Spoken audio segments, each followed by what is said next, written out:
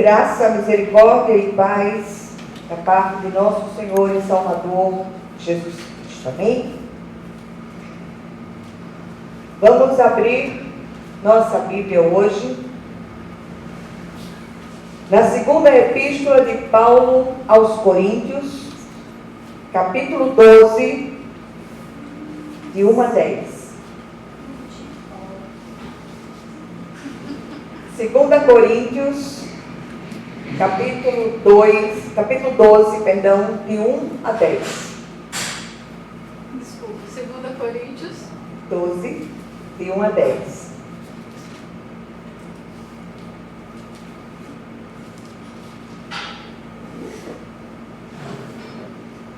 Segunda Coríntios 12, de 1 a 10, diz assim a palavra do Senhor: Se é necessário que me glorie, ainda que não convém, passarei as visões e revelações do Senhor. Conheço um homem em Cristo que há 14 anos foi arrebatado até o terceiro céu, se no corpo ou fora do corpo, não sei, Deus o sabe. E sei que o tal homem, se no corpo ou fora do corpo, não sei, Deus o sabe, foi arrebatado ao paraíso e ouviu palavras inefáveis, as quais não é lícito ao homem referir. De tal coisa me gloriarei, não porém de mim mesmo, salvo nas minhas fraquezas. Pois se eu vier a gloriar-me, não serei nécio, porque direi a verdade, mas abstenho-me para que ninguém se preocupe comigo mais do que em mim vê ou de mim ouve. E para que não me ensoberbecesse com a grandeza das revelações, foi-me posto um espinho na carne, mensageiro de Satanás, para me esbofetear, a fim de que não me exalte. Por causa disto, 3 vezes pedi ao Senhor que o afastasse de mim. Então ele me disse: a minha graça te basta, porque o poder se aperfeiçoa na fraqueza. De boa vontade, pois, mais me gloriarei nas fraquezas, para que sobre mim repouse o poder de Cristo. Pelo que sinto prazer nas fraquezas, nas injúrias, nas necessidades, nas perseguições, nas angústias por amor de Cristo. Porque quando sou fraco, então é que sou forte. Amém? Vamos orar. Senhor nosso Deus e nosso Pai, vem falar ao nosso coração. O Senhor marcou esse encontro conosco essa noite. Somos poucos, Senhor, mas o Senhor tinha essa palavra reservada para cada um de nós. Que o Senhor fale conosco de um modo vivo e que nada se perca nessa noite, tudo seja para a honra e glória do Teu nome, em nome de Jesus. Amém. Amém. Esse texto do apóstolo Paulo é um dos textos mais tocantes em relação à graça de Deus. E se já temos a graça de Deus, temos tudo. Não precisamos de mais nada.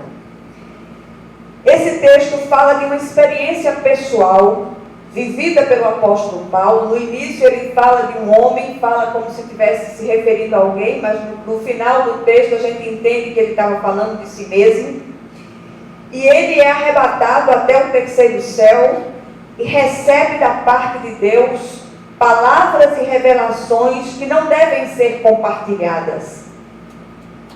Os oponentes de Paulo naqueles dias se gabavam de receber grandes revelações de Deus, das quais tiravam doutrinas e ensinos contrários à palavra do Senhor, contrários às Escrituras. E essa tendência é antiga, nós vemos que isso fez escola através dos séculos.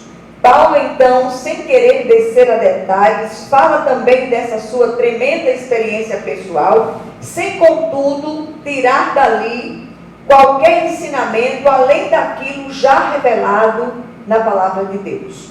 A ideia central aqui é mostrar que as revelações, visões dadas por Deus aos seus filhos têm a finalidade de fortalecê-los e amadurecê-los e também encorajá-los a passar pelas dificuldades. A gente, quando olha para essa visão do apóstolo, a gente tem a impressão de que aquela visão fez com que ele se fortalecesse para passar por tudo que ele passou em seguida. É muito comum hoje a gente vê pretensas experiências comercializadas por aqueles que se dizem cristãos.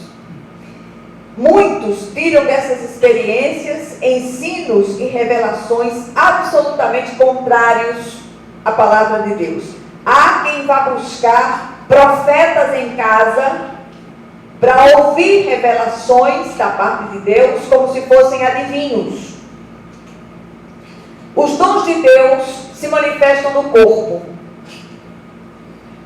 O dom profético de Deus sai do púlpito, através da santa palavra de Deus. A experiência de Paulo nos ensina que devemos guardar conveniente e humildemente os nossos momentos particulares, especiais de intimidade com Deus. É preciso saber o que devemos falar e o que não devemos.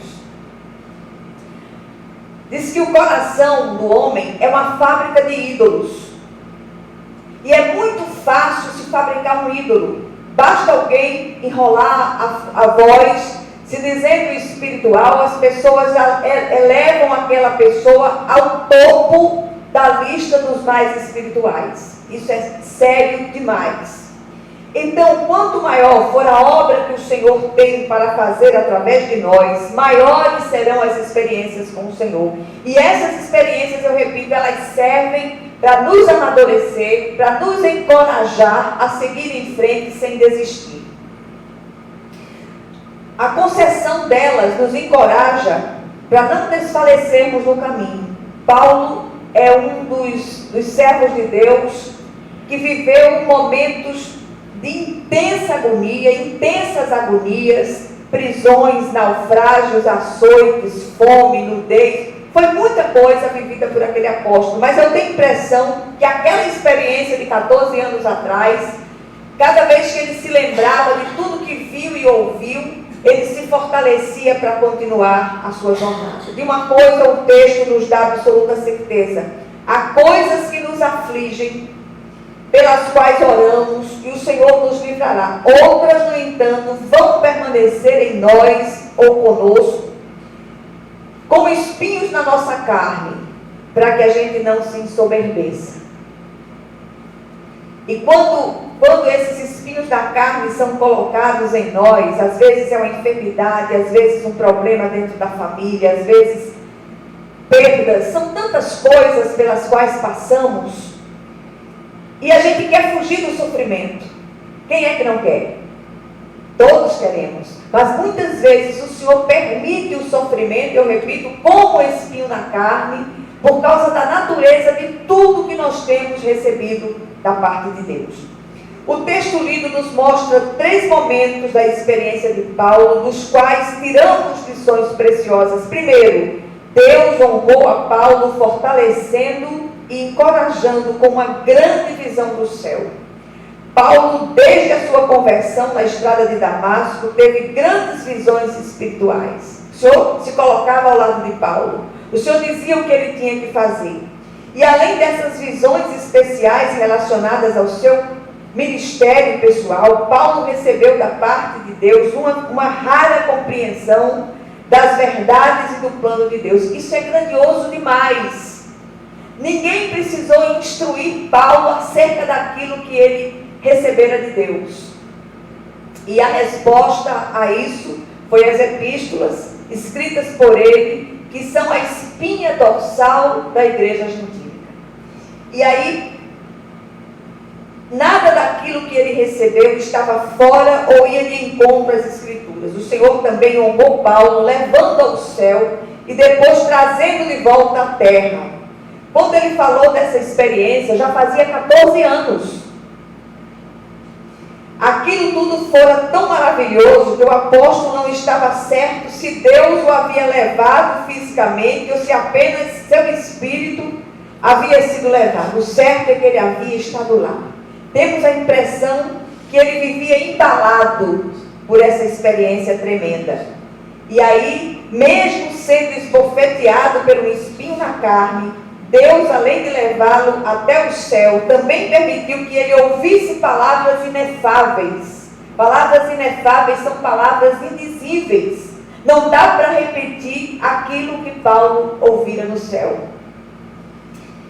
Essa visão do apóstolo deu-lhe forças em sua vida e ministério, apesar de não termos tido a experiência de Paulo. A Bíblia diz que nós estamos assentados nas regiões celestiais com Cristo. Desfrutamos como igreja de uma posição de autoridade acima de todas as coisas. Uma honra como esta teria enchido de orgulho muitas pessoas que a gente conhece. Certamente teriam espalhado tal notícia para o mundo inteiro, tornando-se famosas, super espirituais. Paulo deu ao Senhor toda a honra e toda a glória daquela experiência maravilhosa, por reconhecer-se indigno dela. Nós somos indignos de sequer um olhar de Deus. E tudo que nós recebemos por pura graça de Deus. O Senhor tem sido extremamente, infinitamente gracioso para conosco, apesar de nós. Segunda coisa, Deus humilhou a Paulo para que ele não se ensoberbecesse. O Senhor sabia, conhecia o coração do apóstolo. Deus sabe como equilibrar a nossa vida. A experiência de Paulo no céu poderia ter estragado seu ministério na terra, mas Deus, em sua bondade, permitiu que Satanás o esbofeteasse para evitar que ele se tornasse orgulhoso. Olha que coisa interessante. O autor de Provérbios diz que a soberba precede a ruína. Olha que coisa interessante. Nem sempre o sofrimento é o resultado de pecado ou desobediência. O Senhor pode escolher nos disciplinar através desse instrumento. O sofrimento pode ser um grande formão de Deus para esculpir em nós o caráter de Cristo. A gente não sabe o que era aquele espinho na carne. Uns dizem de um jeito, outros dizem de outro. Chega-se a dizer que Paulo tinha uma oftalmia crônica, os olhos dele ramelavam o tempo todo, e aquilo ele não conseguia se curar daquilo. Alguns estudiosos falam isso, que o espinho na carne seria isso. Outros dizem que o espinho na carne era a perseguição dos judeus. Enfim, nós não sabemos o que era aquele espinho na carne. O fato é que o Senhor não tirou aquele espinho de Paulo. Paulo recebeu esse espinho para guardá-lo do pecado do orgulho. Uma experiência como aquela poderia inflar o seu ego. E o Senhor, que conhece os corações, sabe que a soberba conduz a várias tentações. Satanás recebeu permissão para esbofeteá-lo, mesmo o apóstolo tendo, como disse certo autor, um ministério profícuo. Ele tinha cartas a escrever, viagens a fazer, sermões a pregar, igrejas a visitar e a fundar, e perigos a enfrentar enquanto ministrava. Mas ainda assim, o Senhor não tirou aquele espinho na carne de Paulo. Tem sido ensinado por muitos mestres da atualidade que se obedecermos a Deus e nos apropriarmos de tudo que temos em Cristo, usa-se muito a expressão tomar posse, jamais passaremos por enfermidades ou sofrimentos. Será que encontramos esses ensinamentos nas Escrituras? O Senhor não prometeu isso aos cristãos do Novo Testamento. Em João 16:33, Jesus diz: no mundo passais por aflições, mas tende bom ânimo, eu venci o mundo. As aflições fazem parte. Que contraste gritante entre as duas experiências. Paulo passou do paraíso à dor, da glória ao sofrimento, do êxtase à agonia. Aprendemos aqui que uma só experiência de glória o preparou para as constantes experiências de sofrimento. Em terceiro lugar, Deus o ajudou com a sua suficiente graça. O espinho na carne era a mensagem de Satanás a Paulo, mas Deus tinha outra mensagem para ele acerca de sua maravilhosa e suficiente graça. Não lhe foi permitido compartilhar conosco as palavras ouvidas no céu, mas ele pôde compartilhar as palavras que Deus lhe deu na terra, palavras de grande estímulo para nós até hoje. Graça não é só o favor imerecido de Deus apenas no que tange a salvação. mas é a provisão de Deus para tudo o que precisamos, quando precisarmos. A graça salva, a graça restaura, a graça sustenta, firma, fortalece e liberta o cristão. E nós precisamos dar mais ênfase à graça de Deus na nossa própria vida. A graça é suficiente em toda e qualquer situação. Se ela é suficiente para nos salvar, sem dúvida, é suficiente para nos guardar de todo o mal. E mesmo que a gente tenha que enfrentar uma situação difícil, essa graça vai nos sustentar. Note que Deus não deu nenhuma explicação a Paulo. Em vez disso, deu-lhe uma promessa: a minha graça te basta. Ele pediu 3 vezes ao Senhor que afastasse aquele espinho na carne. Imagino que era algo extremamente incômodo, que causava um sofrimento profundo, mas o Senhor disse: a minha graça te basta. Não vivemos de explicações, vivemos de promessas. As promessas geram fé e a fé fortalece a esperança. A graça de Deus nos eleva acima das circunstâncias, fazendo que o sofrimento trabalhe em nosso favor e nos torne mais parecidos com Jesus. Deus transformou a fraqueza de Paulo em força. O que é que essa experiência de Paulo, vivida há tanto tempo atrás, nos deixa como lições? Primeiro, para o cristão genuíno, o espiritual é mais importante que o físico. Portanto, há coisas que nos afligem, pelas quais oramos e o Senhor nos livrará. Outras permanecerão conosco, em nós, como espinhos em nossa carne, para não nos ensoberbecermos. Segundo lugar, Deus sabe equilibrar em nossas vidas as bênçãos e os fardos, o sofrimento e as glórias. Nem todas as enfermidades ou aflições são causadas pelo pecado. Deus pode amorosamente estar construindo em nós o caráter de Cristo através dessas situações. Terceiro lugar, o pecado é pior que a enfermidade, e o pior dos pecados é o orgulho. Muitos ministérios têm sido derrubados por causa dele na terra e até no céu. Lúcifer era um querubim ungido, mas caiu por causa do seu orgulho, porque queria ser semelhante ao Altíssimo. Se o orgulho derrubou um querubim ungido, o que não fará conosco?